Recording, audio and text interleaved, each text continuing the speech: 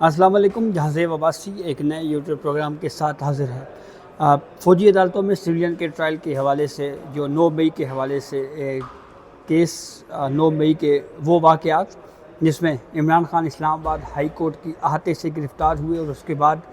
پرتشدد احتجاج ہوئے اور ان احتجاجوں کے سبب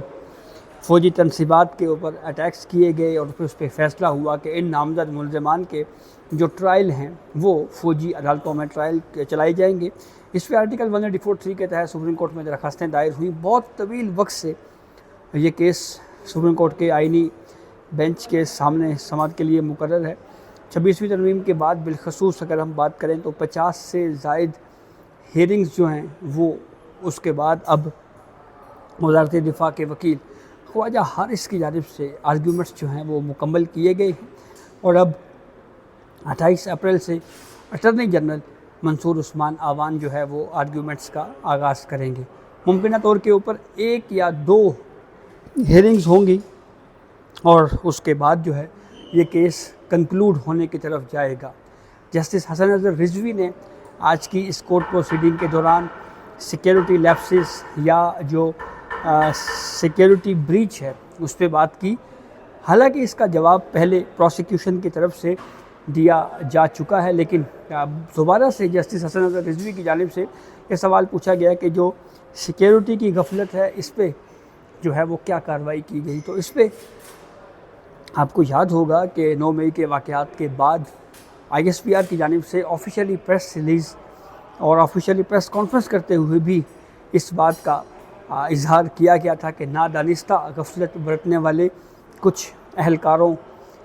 کے خلاف کارروائی بھی ہوئی ہے، کچھ سزائیں بھی ہوئی ہیں۔ کچھ ڈیٹیل ممکنہ طور کے اوپر اٹارنی جنرل جو ہے وہ آئینی بینچ کے سامنے رکھیں گے اور یہ بھی اس وقت موقف اختیار کیا گیا تھا کہ اگر ریئیکٹ کیا جاتا اس وقت فوج کی جانب سے سویلینز کے اوپر تو ایسی صورتحال میں بہت زیادہ جانی نقصان کا اندیشہ تھا۔ یہ سوال کہ پک اینڈ چوز کیسے کیا گیا کہ فلاں کیسز ملٹری کورٹس میں جائیں گے، فلاں کیسز آرڈنری کورٹس میں جائیں گے، تو اس پہ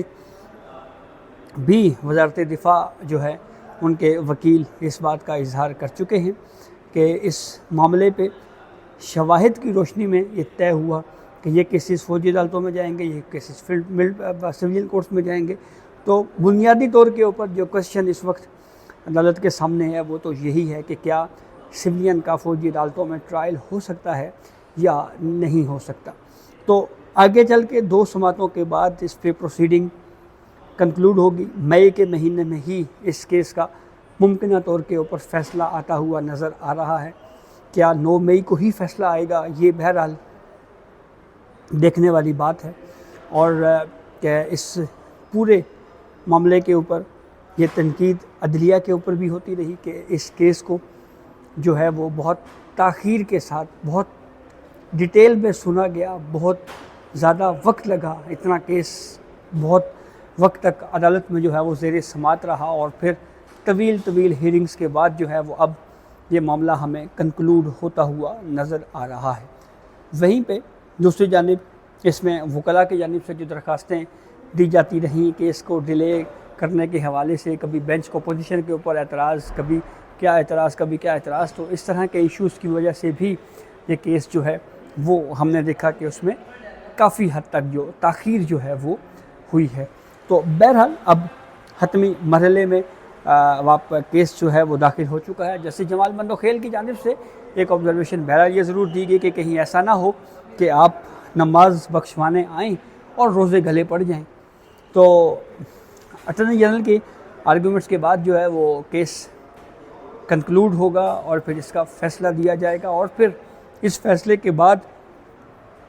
جو دیگر اہم کیسز ہیں سپریم کورٹ میں اس وقت پینڈنگ ہیں ان کے اوپر ہیئرنگ شروع ہوگی۔ بالخصوص 26ویں آئینی ترمیم کی اگر ہم بات کریں تو 26ویں آئینی ترمیم کے خلاف جو کیس ہے اس کی پہلی سماعت میں رسپونڈنٹس کو نوٹسز جاری ہوئے تھے، اس کے بعد آج تک وہ کیس سماعت کے لیے مقرر نہیں ہوا۔ ریزرو سیٹس کے حوالے سے کیس ہے، اس کے اوپر سماعت ہونی ہے۔ تو یہ وہ ساری چیزیں ہیں جو خاصی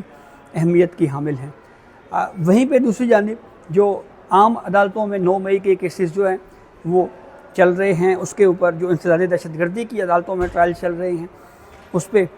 آج چیف جسٹس آف پاکستان یحییٰ آفریدی کی سربراہی میں 3 رکنی ریگولر بینچ کا جو ریٹن آرڈر ہے وہ جاری ہو گیا ہے، اور اس ریٹن آرڈر میں سپریم کورٹ کے 3 رکنی بینچ نے وہی 4 ماہ کی ڈائریکشن کی بات کی ہے کہ 4 مہینوں میں جو ہے وہ اس کا ٹرائل مکمل کیا جائے۔ اگر ایڈمنسٹریٹو جج ہائی کورٹس کے اگر وہ مناسب سمجھیں تو ان کو ہدایت کی گئی ہے کہ وہ رپورٹس انسداد دہشت گردی کی عدالتوں سے منگوا سکتے ہیں۔ آرٹیکل 10A کی بات کی گئی کہ یہ اعتراض کیا گیا کسی کا حق جو ہے، رائٹ جو ہے وہ پریجوڈس نہیں کیا جائے گا، یہ بھی اس جو حکم نامہ جو فیصلہ ہے اس میں یہ بات لکھوائی گئی ہے۔ آج بھی سرفراز چیمہ، عمر سرفراز چیمہ اور دیگر کی درخواستوں کے اوپر سماعت تھی، ایک موقع کے اوپر بلکہ سمیر کھوسا جو ختیجہ شاہ اور کچھ اور ورکرز کے وکیل تھے، آج انہوں نے اس بات کی طرف اشارہ کرنے کی کوشش کی کورٹ میں بھی، چیف جسٹس یحییٰ آفریدی صاحب کی بینچ میں، کہ یہ کیسز جو ہیں ان میں کچھ اعتراضات کیے جا رہے ہیں پٹیشنرز کی جانب سے۔ چیف جسٹس یحییٰ آفریدی صاحب نے ان کو کہا کہ آپ اور پروسیکیوشن کے جو وکیل ہیں، یعنی اسپیشل پروسیکیوٹر ذوالفقار نقوی اور اس کے علاوہ additional prosecutor general Ali Raza Gilani جو ہیں، ان کو کہ آپ چیمبر میں آ جائیں، اور اگر آپ نے کوئی بات ایڈ کروانی ہے آرڈر میں تو آپ وہ ایڈ بھی کروا سکتے ہیں۔ تو اب اس کا ریٹن آرڈر جاری کر دیا گیا ہے۔ یہ اعتراض کہ سپریم کورٹ آف پاکستان براہ راست انسداد دہشت گردی کی عدالتوں کا جو ٹرائل ہے اس کی مانیٹرنگ کر رہی ہے، اس اعتراض کو، اس خدشے کو سپریم کورٹ نے رد کیا ہے، اور ساتھ کلیریفائی بھی کیا ہے کہ ہم مانیٹرنگ نہیں کر رہے، ہم صرف یہ کہہ رہے ہیں کہ جو قانون کے مطابق جو لکھا ہوا ہے کہ یہ ٹرائل جو ہے اتنی مدت میں مکمل ہو تو اس کے تحت ہی تاکہ یہ کیسز کنکلوڈ ہو جائیں۔ اس کے اوپر 2 ویوز جو میں پہلے بھی ایک ویڈیو میں اس بات کا اظہار کر چکا ہوں کہ ایک رائے یہ ہے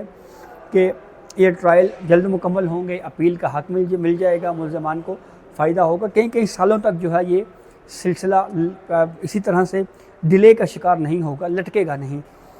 اور دوسری طرف کا رائے یہ ہے کہ اس میں مختلف ملٹیپل جگہوں کے اوپر جو ہے وہ ملزمان نے پیش ہونا ہے، تو ایسی صورتحال میں جو ہے وہ ان کا رائٹ جو ہے وہ متاثر ہو سکتا ہے، ان کی گرفتاریاں بھی ہو سکتی ہیں۔ تو اس کے اوپر کورٹ نے اپنے آرڈر میں یہ آبزرویشن دی ہے کہ اگر مختلف فورمز کے اوپر اگر ملزم نے پیش ہونا ہے تو اگر کسی اور فورم کے اوپر استثناء کی درخواست دی جائے تو اس کو قانون کا مطابق ٹریٹ کیا جائے، اور قانون کا مطابق ٹریٹ کرنا بھی چاہیے۔ یہ ممکن نہیں ہے کہ ایک شخص ایک وقت میں فیصل آباد پیش ہو اور اسی وقت میں وہ لاہور میں بھی پیش ہو جائے، یا ملتان میں بھی پیش ہو جائے، یا میاں والے میں بھی پیش ہو جائے، کسی اور شہر میں پیش ہو جائے۔ تو اگر ایک فورم پہ ایک جگہ پہ پیش ہو رہا ہے، دوسری جگہ پہ اس کو ایگزیمپٹ کی درخواست جو ہے وہ ریکارڈ دیکھ کر، کاز لسٹ دیکھ کر کم از کم اس کو ایکسیپٹ کیا جانا چاہیے۔ تو یہ آرڈر جاری کر دیا گیا ہے، اور ساتھ ہی یہ کہا ہے کہ اب یہ ٹرائل جو ہے وہ دیکھنا یہ ہے کہ کب تک مکمل ہوتا ہے۔ تو یہ کچھ تفصیلات تھی 9 مئی کے حوالے سے۔ یہ لگ رہا ہے کہ یہ کیسز جو ہیں وہ اب کنکلوژن کی طرف جو ہے وہ جاتے ہوئے ہمیں نظر آ رہے ہیں۔ تو یہ اب تک کی اپڈیٹ تھی جس سے ہم نے آپ کو آگاہ کیا۔ بہت شکریہ۔